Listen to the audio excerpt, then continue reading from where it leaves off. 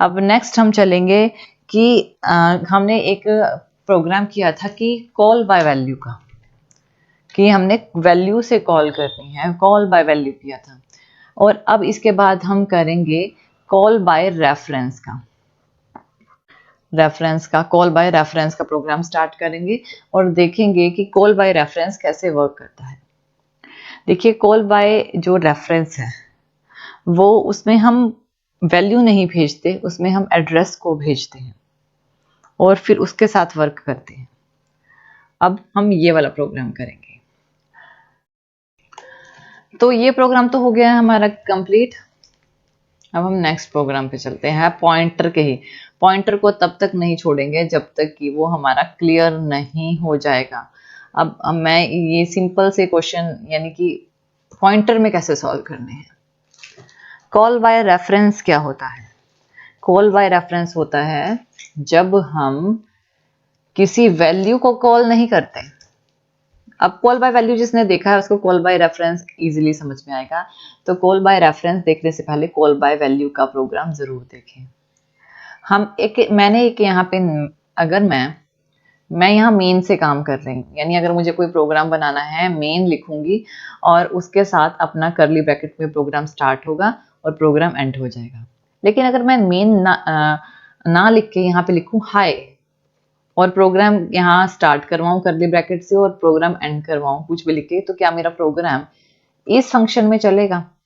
नहीं चलेगा। तो इसी वजह से कह रही हूँ कि आपको कॉल बाय वैल्यू देखना जरूरी है। अगर आपको इस फंक्शन में प्रोग्राम चलाना है तो कॉल करके चला सकते हैं, लेकिन वो चलेगा मेन के अंदर से ही, वो मेन के बाहर से आके नहीं चलता है। यही हम आज करेंगे, कॉल बाय रेफरेंस।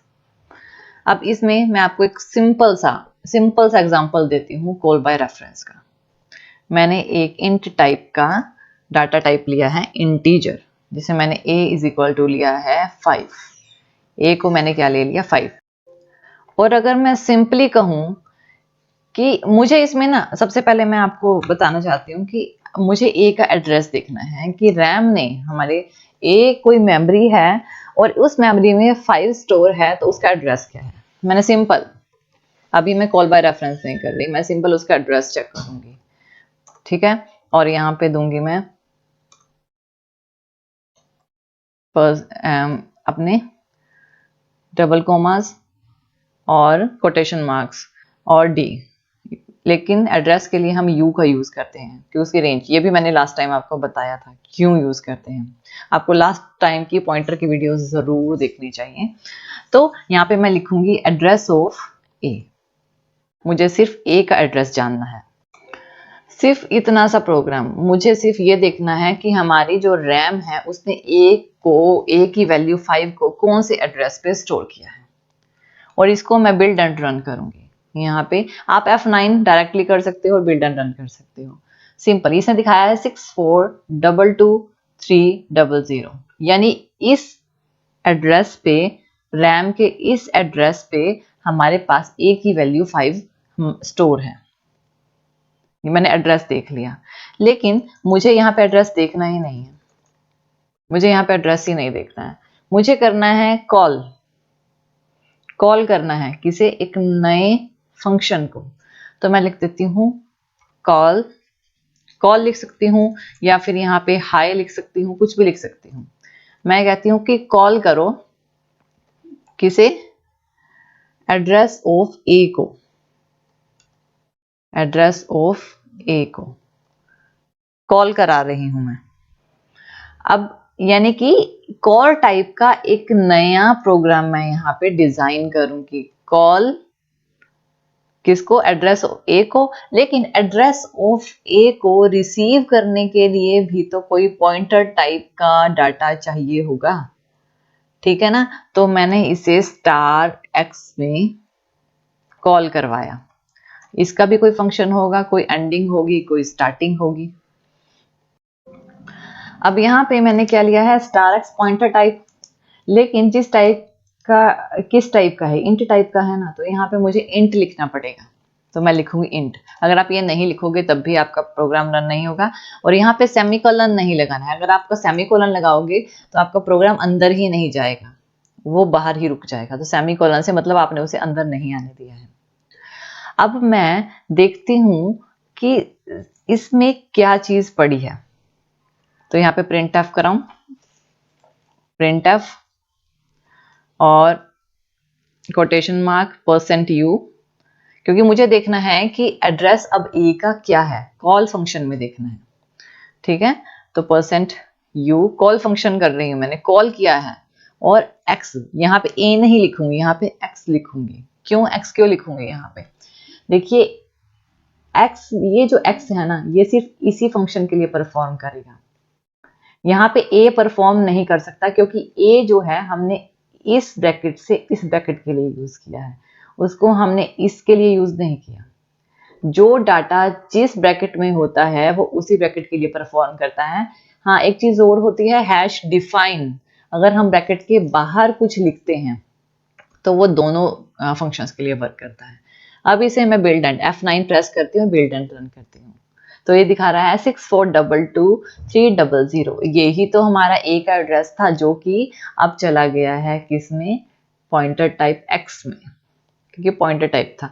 अगर इसी तरह से ये वर्क करेगा। और अगर इसमें मुझे देखना है कि ए के अंदर क्या पड़ा है, अगर मुझे ये देखना है तो मैं यहाँ पे लगा दूंगी स्टार। अब देखिए ये कैसे रिप्रेजेंट, स्टार लगाने से ये किस तरह से रिप्रेजेंट कर रहा है।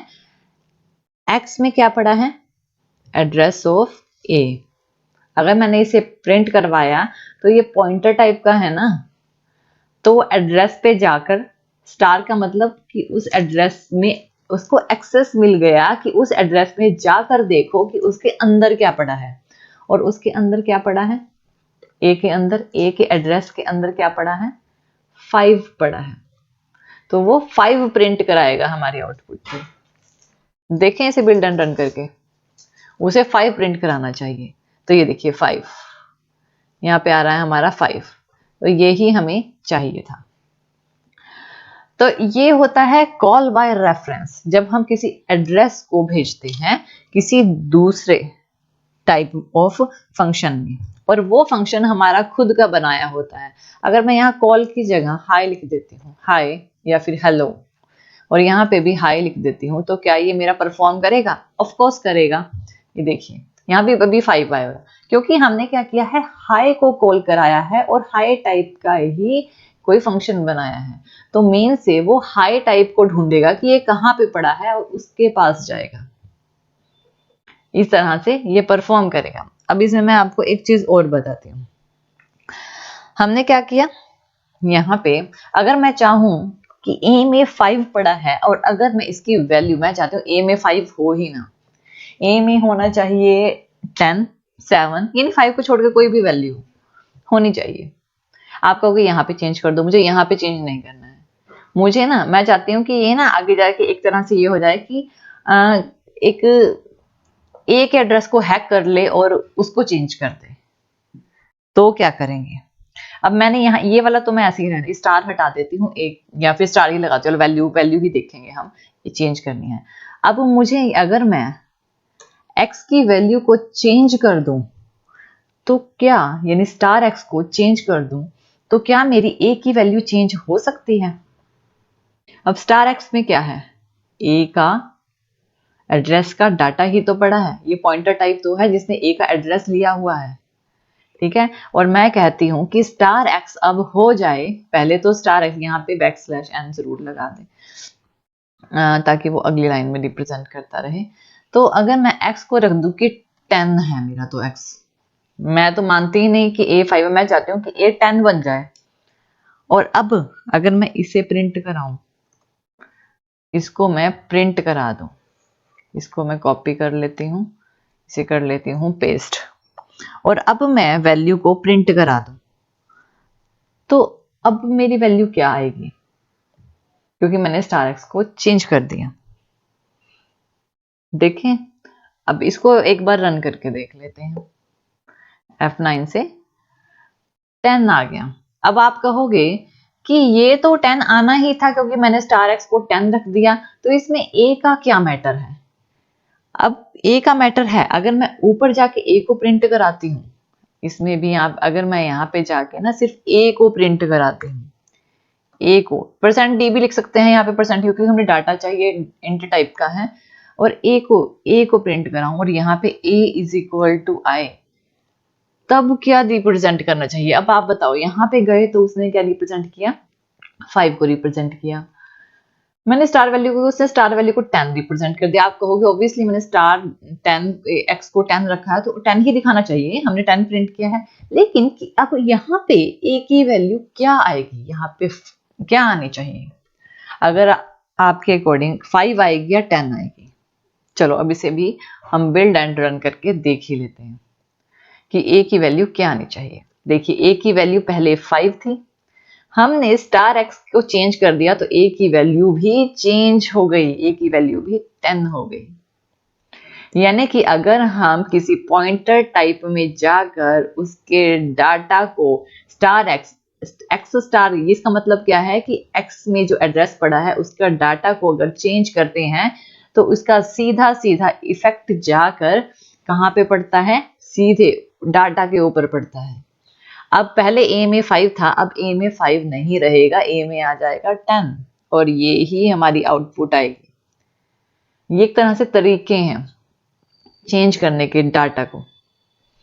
ये कोई किसी, बस ये है कि हमारे सोचने का तरीका होता है कि कोई किसी तरह इसे यूज करता है, कोई किसी तरह यूज करता है। ये एक फंक्शन है, एक टाइप है, इस तरह से हम इसे चेंज करते हैं। अगर आपको किसी का बाहर का एड्रेस पता हो, उसके बारे में, उसके घर की पूरी नॉलेज हो, तो ये जो हमारे सभी होते हैं, जो ये थीफ वगैरह होते हैं, पहले नॉलेज तो इकट्ठी करते हैं।